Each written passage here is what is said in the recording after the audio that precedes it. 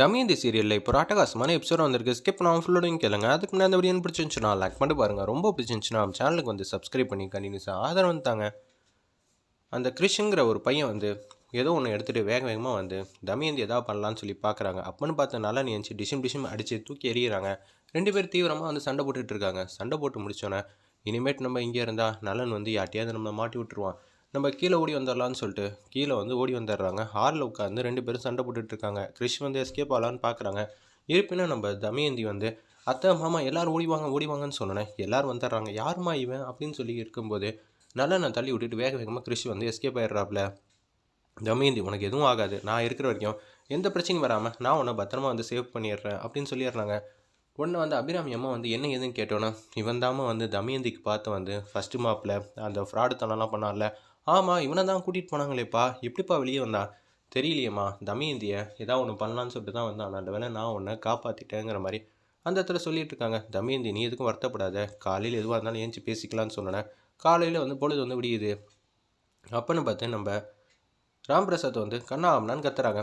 தமயந்திக்கு என்ன பிரச்சனை ஏது பிரச்சனை வந்தாலும் எனக்கு ரொம்ப பயமாக இருக்குது. ஏன்னா அவள் கொண்டு வரது எல்லாமே சின்ன பிரச்சனை கொண்டு வரவே மாட்டேங்கிறா. ஏங்க அந்த பொண்ணுக்கு யதார்த்தமாக நடக்கலைங்க, திட்டமிட்டு சதி போட்டு தான் எல்லாரும் ஏமாற்றணும்னு பார்த்துக்கிட்டு இருக்காங்க.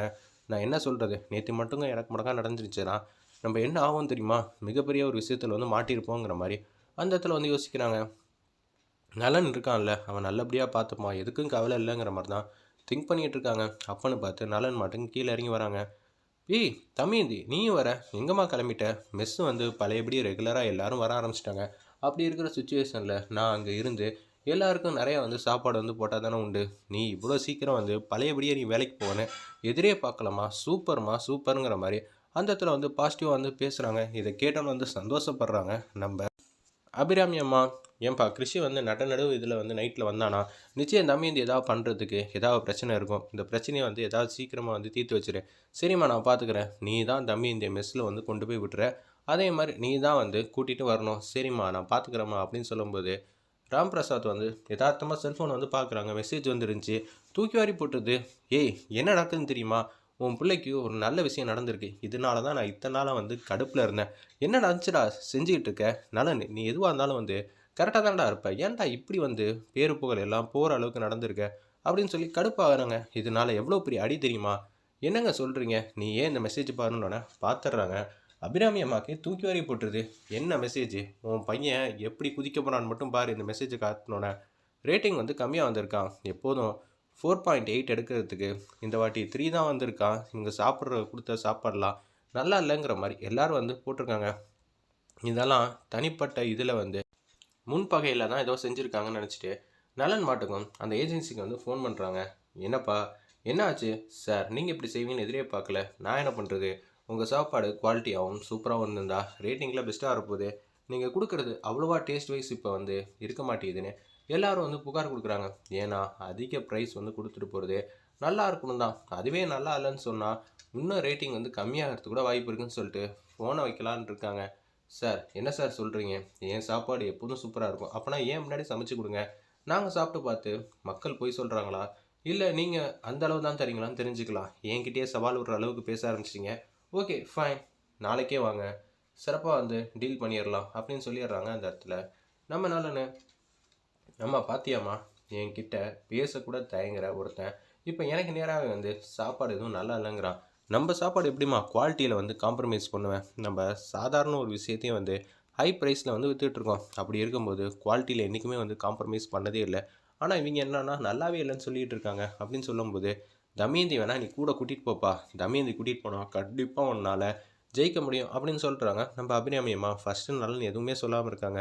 சைலஜா வந்து கேட்குறாங்க, ஓ இவள் வந்து ஆல்ரெடி ஒரு சாம்பியன்ஷிப் ஜெயிக்க வேண்டிய நிலமையில கடைசியில் தோற்று போயிட்டா, அதனால் கண்டிப்பாக வந்து தமயந்தி வந்து கூட்டிகிட்டு போனால் நலனுக்கு வந்து கரெக்டாக இருக்கும், எந்த பிரச்சனையும் இருக்காதுன்னு சொல்லி ஏற்றி விடுற மாதிரி பேசினோன்னே எனக்கு யாரோட தயவும் தேவையில்லை, ஏய் அவளை கூட்டிகிட்டு போயிட்டு ரெசார்ட்டில் வந்து நல்ல விதமாக சமைச்சு போடு, அப்போ தான் ரேட்டிங் அது கொஞ்சமாவது வந்து வருதான்னு பார்ப்போம் சரியா அப்படின்னு சொல்லி ராம் பிரசாத் நல்ல விதமாக தான் சொல்லிட்டு வந்து போயிருக்காங்க. ஆனால் இவங்க தப்பான முறையில் தான் புரிஞ்சுக்கிறாங்க.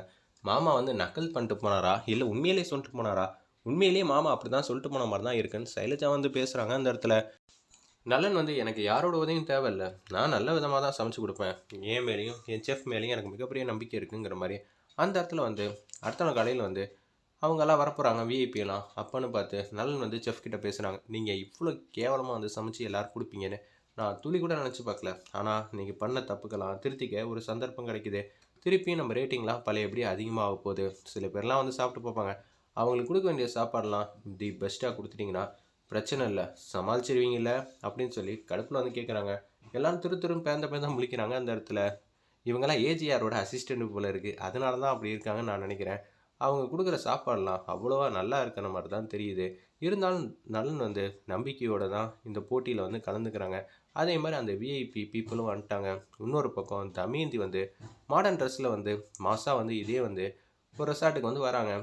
அப்போன்னு பார்த்து அவங்க வந்து அடையார் பிரான்ச்லேருந்து வந்திருக்கேன்னு சொல்லிட்டு பேரை கொடுத்துட்டு அப்படியே வந்து அந்த செஃப்பாக வந்து மிங்கில் ஆயிடுறாங்க. ஒரு பக்கம் அந்த விஐபி எல்லாம் வந்துட்டாங்க.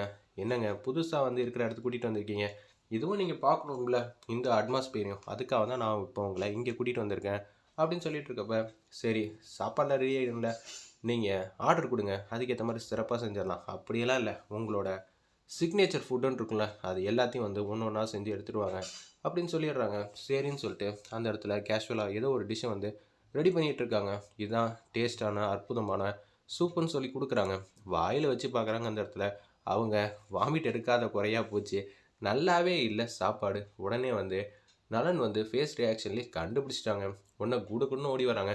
நீங்களாம் சத்தியமாக திருந்த மாட்டல்ல, ஏய் என்னடா நினச்சிட்டு இருக்கீங்க, உங்களுக்கு திருப்பி ஒரு ஆப்பர்ச்சுனிட்டி கிடச்சிருக்கு, நல்லா பந்தமாக சமைச்சு கொடுங்கன்னு சொன்னேன். ஆனால் எடுத்தோடனே வந்து இவ்வளோ கேவலமாக வந்து சாப்பாடு இருக்குதுன்னு ஃபீல் பண்ணுறாங்க, என்னடா நினச்சிட்டு இருக்கீங்கன்னு சொல்லி நலன் வந்து செம கடுப்பில் வந்து கத்துறாங்க. பக்கத்தில் வந்து தமயந்தி வந்து கேரட்டு இது எல்லாத்தையும் கட் பண்ணுற மாதிரி தெரியுது. அச்சச்சோ இவருக்கு பிரச்சனை, நம்ம தான் ஏதாவது சரி பண்ணி ஆகணும்னு சொல்லிட்டு தமயந்தி வந்து நலனுக்காக சமைச்சு அசத்த போகிறாங்கன்னு நினைக்கிறேன். வெயிட் பண்ணி பார்ப்போம்.